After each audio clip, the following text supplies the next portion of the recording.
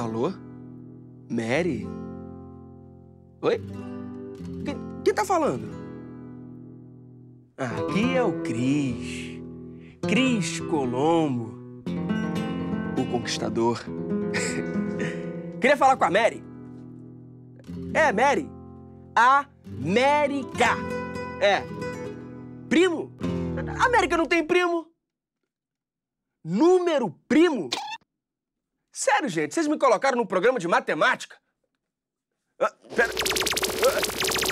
Rola a vinheta!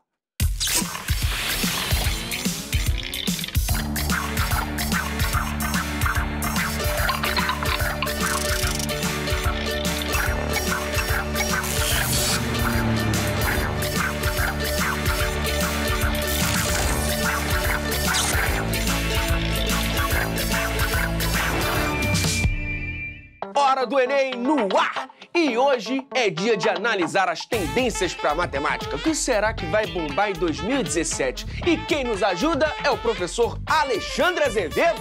Chega mais, professor! Tudo bom? E aí? Seja bem-vindo mais uma vez. Deixar o pessoal calmo. É isso aí, ficar tranquilo, né? Essa prova que vem. Que relaxamento, né, galera? Aquele ursa, né? Aquele super relaxamento pra prova. É isso. Professor, pelo que você tem visto nos últimos anos, dá para esperar alguma mudança pro exame desse ano? Se você olha uma prova mais antiga, por exemplo, quando o Enem foi remodelado, existe aí uma grande diferença em relação às últimas 3 edições. Os enunciados demandam maior interpretação do aluno e também cobram mais conteúdo. E, inclusive, entrando em assuntos que, de repente, o cara não imaginava antes que iriam ser cobrados. Então, eu diria que há uma mistura muito esperada por alguns professores, inclusive, que cobravam por isso, de uma prova com mais conteudista e uma prova também que ainda demanda aquela interpretação desde a primeira edição em 2009. Então, como o candidato tem que fazer lá, na hora da prova? Bom, uma recomendação muito importante é que ele realmente pegue e leia com atenção o enunciado. E uma coisa que assim, a gente observa em sala de aula é que o cara começa a ler, reler, e aí o que vai acontecer?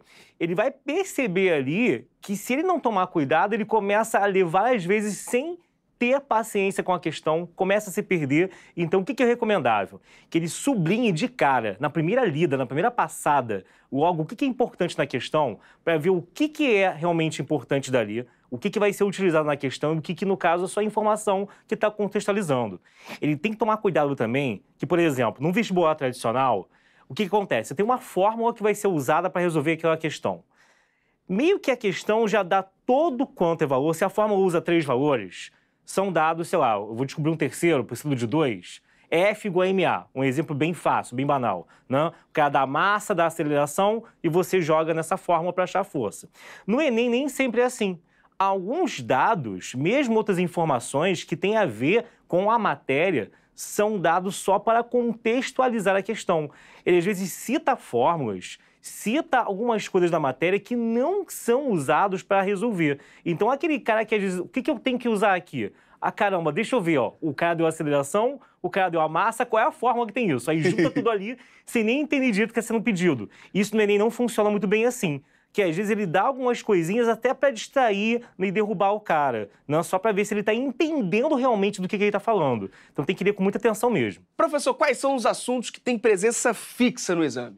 Bom, são vários assuntos que são bem cobrados. Eu destacaria, né, a geometria plana e espacial, que andam bem juntas, a parte de função do primeiro grau, que pode ser cobrada em questões que são apenas de leitura ou envolvendo uma ou outra pequena fórmula, né, coisa pouca, né? E também a parte estatística. Essa parte estatística ela é essencial, ela é até um assunto que antes do Enem não era tão dado em colégios, porque isso foi mais necessário a partir do Enem, que cobrou intensamente esse assunto. Por onde a gente começa?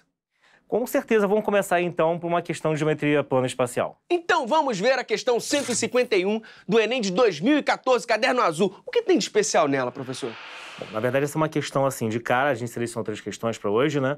Essa é uma questão que envolve conteúdo, totalmente. E o que eu recomendo ao aluno?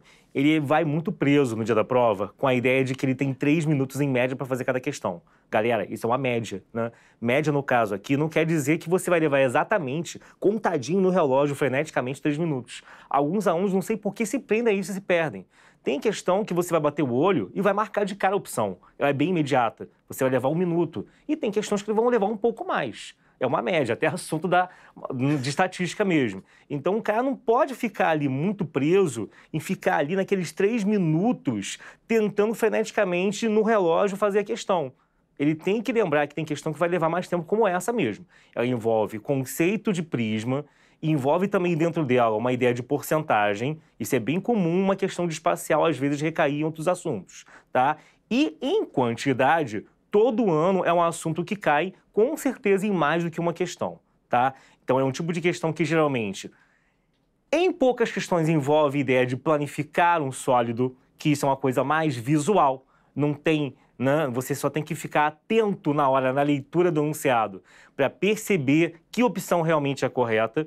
E tem outras como essa que envolvem realmente aplicação de fórmula, mas o cara não pode ficar preocupado com o tempo que ele está levando para fazer, porque com certeza, na prova como um todo, no meio de 45 questões, ele com certeza vai ter questões que vão compensar isso, levando muito menos tempo. E aí, professor? Bora dar uma olhadinha? Vamos.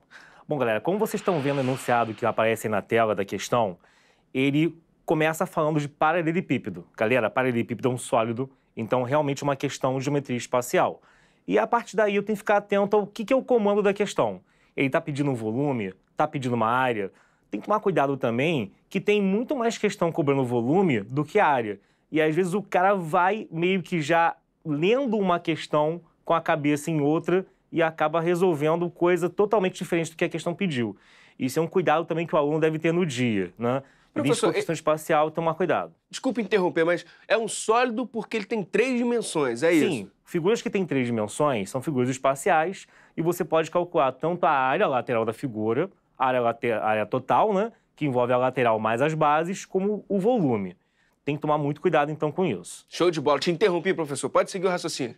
Bom, então é isso. Então tem questão realmente espacial que vai demandar conta. Ele tem que saber que, geralmente, questão espacial ele vai levar um tempo um pouco maior do que uma média de 3 minutos para ele resolver. Tem que ser paciente mesmo. Vamos avisar também pro pessoal que quiser conferir a resolução completa da questão, que lá no canal e no site do Fábrica D, eles têm essa questão resolvida para eles poderem estudar melhor o que a gente debateu aqui hoje. E de que outras formas isso pode aparecer, professor? Bom, como você tem anteriormente, ele pode pedir questões para planificar a figura, pode pegar questões que ele coloque e use o sólido como sendo um copo, um recipiente no qual ele coloque um líquido lá dentro. Aí a pessoa tem que saber fazer a transição, por exemplo, de metro cúbico para litro, de centímetro cúbico para mililitro, né? Que é um tipo de transição que ele geralmente tem dificuldades, tá? Questões também que caem muito no Enem envolvem escala, envolvem mudança de unidade, e esse é o momento em que o elaborador da prova aproveita para enxertar dentro de uma questão espacial. Se eu quiser dar uma última olhada nesse conteúdo, professor, qual é o seu conselho?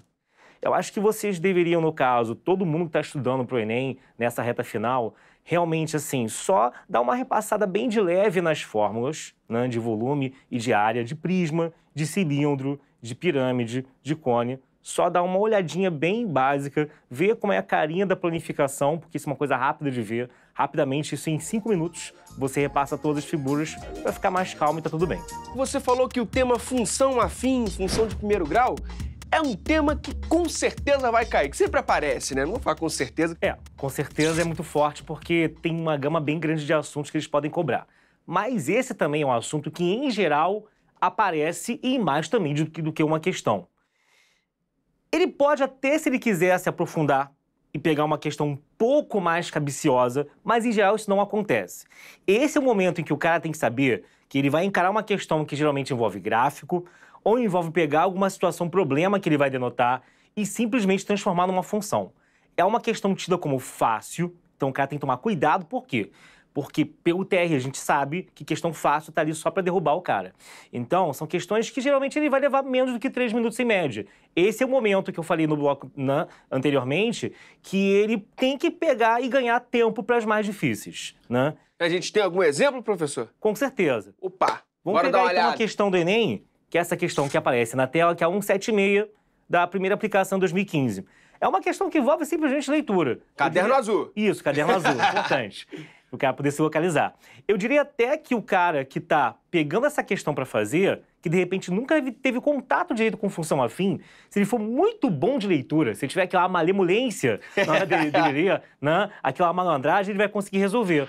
Tem uns pontos-chave que ele fala, como a pessoa tá vendo aí no enunciado, em que ele começa com uma cobrança, né, constante, então a pessoa sabe que vai ter uma parte horizontal no gráfico, e termina também com uma cobrança com um valor fixo. Então, só lendo essas duas partezinhas, a pessoa já sabe marcar a letra correta. Não precisa saber nada rebuscado, nada de coeficiente angular, nada de coeficiente linear, nada que o cara geralmente, no estudo aprofundado de função do primeiro grau, precisaria saber. É uma coisa bem de leitura mesmo, bem direta. Como você disse, o candidato tem que ficar esperto, porque função afim aparece com muitos outros assuntos, né? Sim, ele pode, de repente, pegar e uma questão de função afim ter a ver com grandezas, por exemplo, diretamente proporcionais, né? Uma reta que passa pela origem representa relações entre grandezas que são tidas como diretamente proporcionais.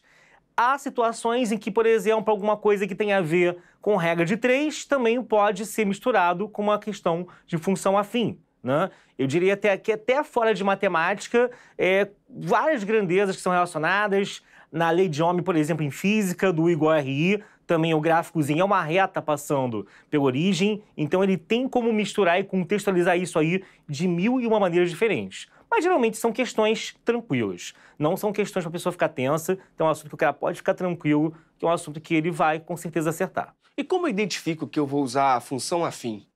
Geralmente, quando eu tenho uma relação entre grandezas, né, em que as duas variáveis estão elevadas a 1, tipo um y igual a 2x mais 3, né? Alguma coisa desse tipo. Grandezas cuja representação são dadas por uma reta. Não tem como confundir com função do segundo grau, porque na função do segundo grau ele vai ter uma curvinha chamada de parábola.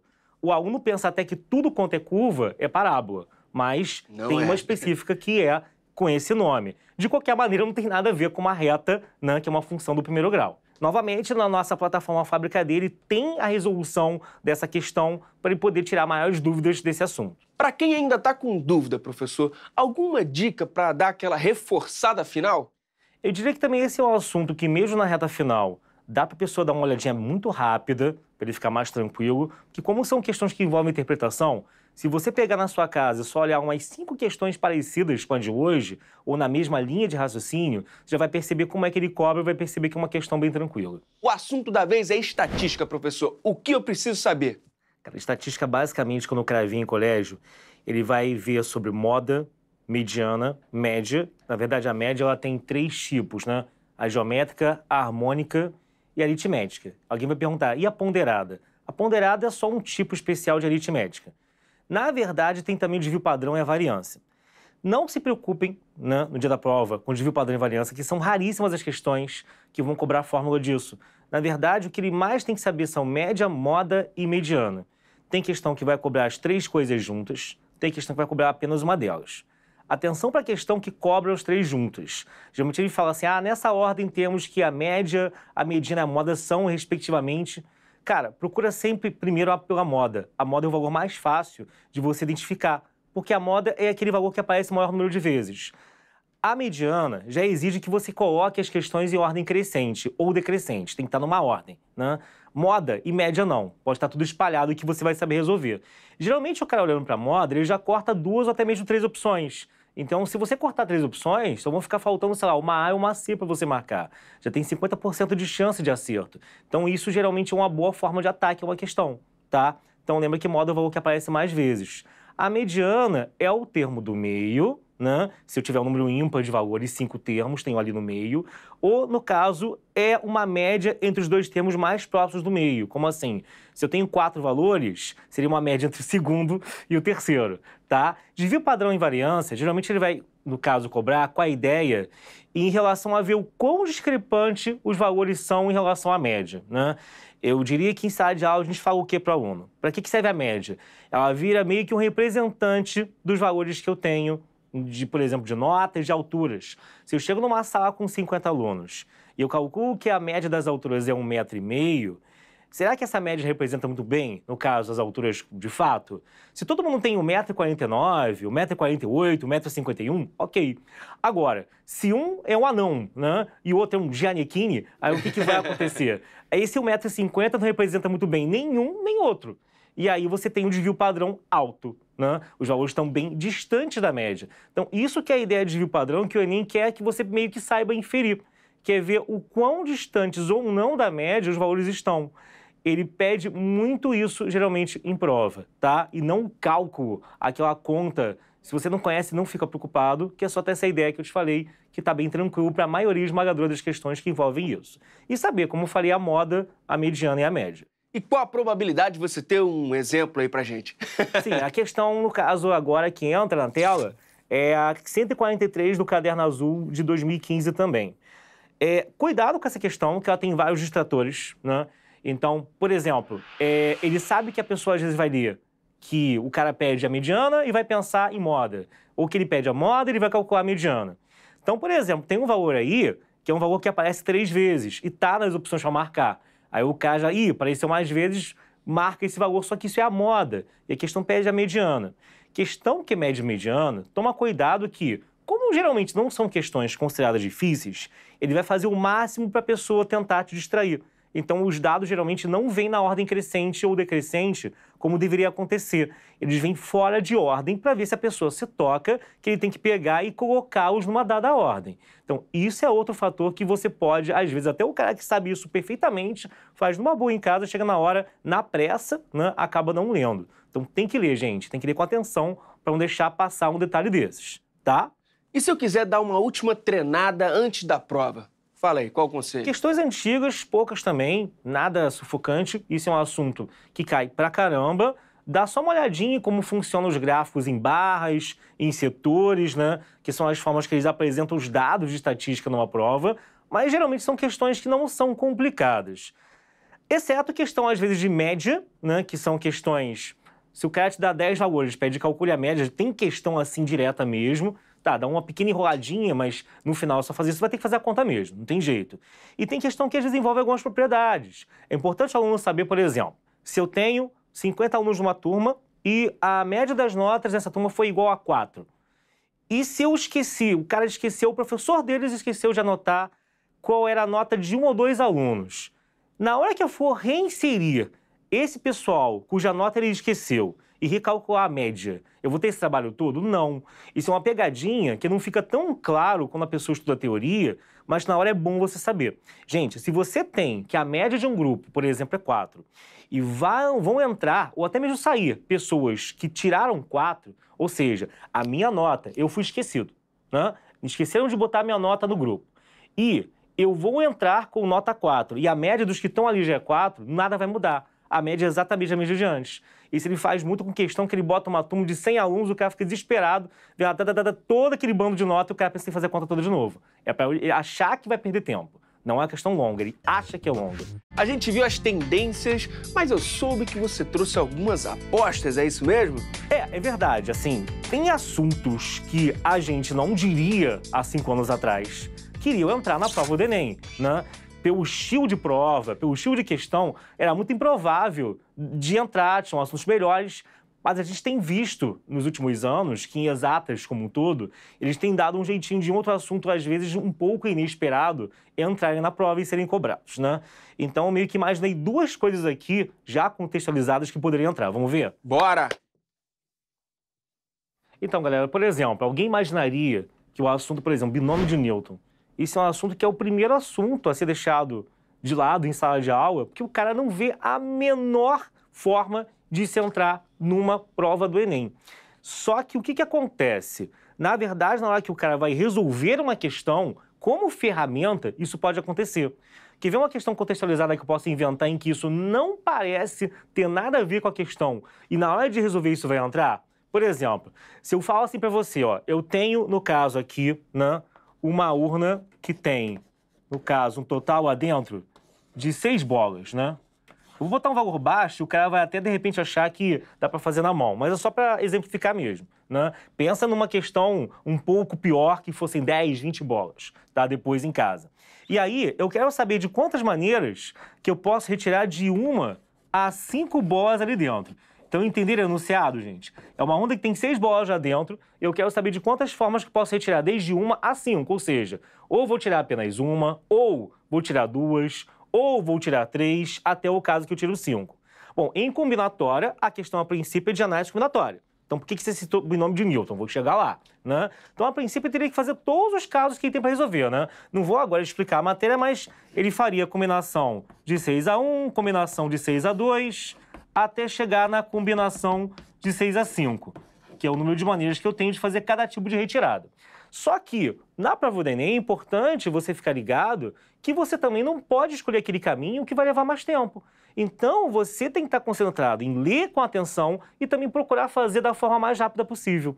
E o que seria uma forma mais rápida? Não é você calcular cada combinação uma por uma. É você fazer uso, então, de uma coisa que a pessoa vê em binômio, que aí entra aqui meio disfarçadamente. Mostra pra gente.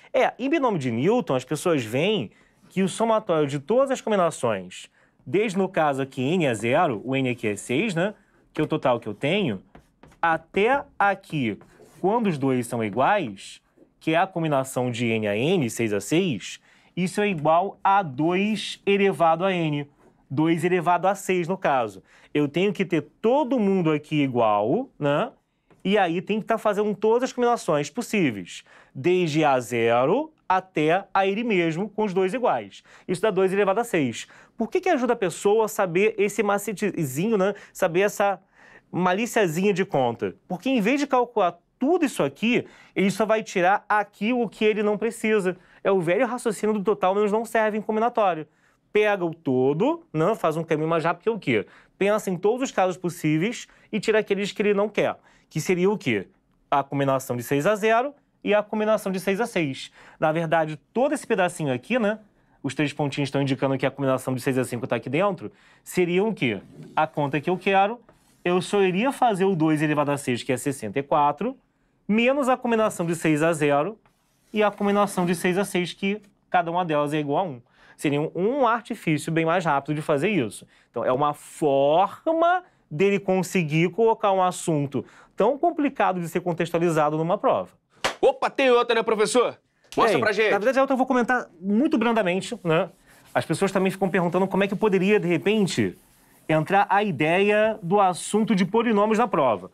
É um assunto também assim, nossa, como não é provável, não é. Mas, como tem tido surpresas num outro exame, é bom a pessoa estar preparada, né? Às vezes acontece do cara ver o sistema de numeração de uma certa base, base 2, por exemplo, que é até aquele sistema binário. E se você escrever um número como soma de potências, no caso aqui, de 2, por exemplo, né? Isso seria 1 vezes 2 ao quadrado, mais 0 com 2 elevado a 1, mais 1 com 2 elevado a 0. Se eu coloco um x, no caso aqui, em vez de um 2, isso já vira um x ao quadrado, x elevado a 1 e x elevado a 0, por exemplo. Isso pode se tornar uma questão de polinômios, tá? Mas aí, maiores explicações a respeito disso, lá na nossa plataforma também, vocês vão ter esses 2 exemplos extras lá bem dissecados e mastigadinhos, tá bom? Aqui foi só um rápido apanhado. Professor, muitíssimo obrigado mesmo um abraço, por toda a ajuda, viu? Volte sempre. Gente, uma ótima prova, galera. Galera, o Enem já tá aí na esquina, então, ó, a dica é tranquilidade e confia no que você estudou. E se precisar tirar alguma dúvida, corre lá no nosso YouTube. Até a próxima!